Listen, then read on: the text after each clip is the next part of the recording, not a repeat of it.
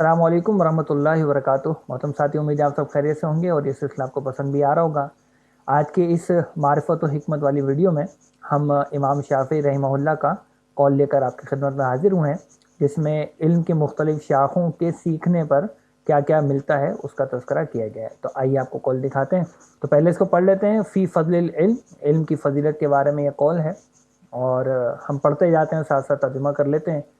تو پہلے فرماتے ہیں کہ من تعلم القرآن عظمت قیمتہ، ترجمہ بھی ساتھ ہی کر لیتے ہیں کہ جو قرآن سیکھتا ہے تو کیا ہوتا ہے؟ عظمت قیمتہ، اس کی قدر بڑھتی ہے، اس کی قدر و قیمت بڑھتی ہے، یہاں اس میں اضافہ ہوتا ہے۔ پھر فرماتے ہیں کہ ومن تعلم الفقہ نبل مقدارہ، اور جو فقہ سیکھتا ہے تو کیا ہوتا ہے کہ پھر اس کی عزت بلند ہوتی ہے۔ پھر فرماتے ہیں کہ ومن کتب الحدیث قویت حجتہ، اور جو حدیث لکھتا ہے اس کی دلیل مضبوط ہوتی ہے، اس میں قوت ہوتی ہے۔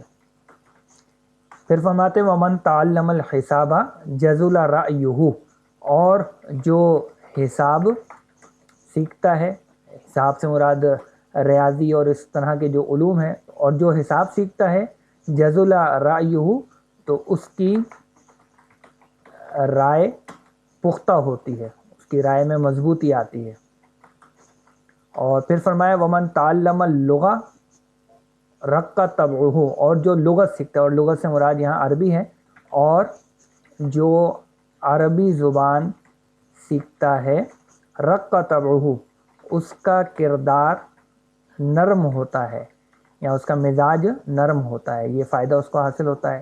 اور آخر میں فرمایا کہ وَمَن لَّمْ يَصُنْ نَفْسَهُ لَمْ يَنْفَعْهُ عِلْمُهُ، اور جو اپنے نفس کی حفاظت نہیں کرتا اس کا علم اسے فائدہ نہیں دیتا۔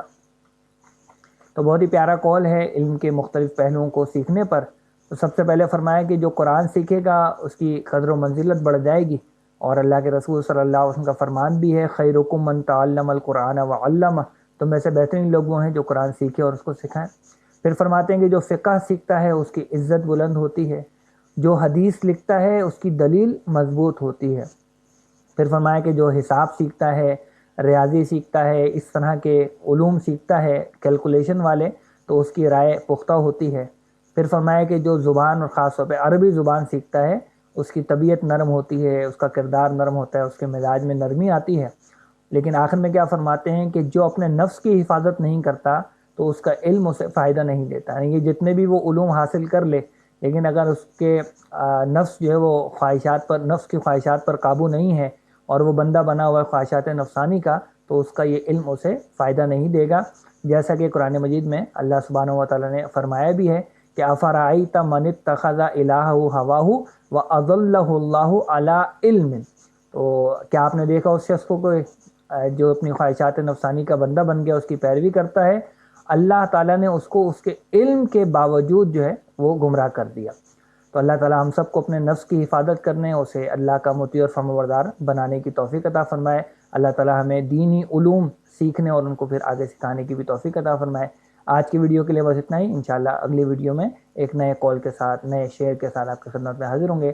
تب تک کے لیے اجازت دیجیے۔ السلام علیکم ورحمۃ اللہ وبرکاتہ۔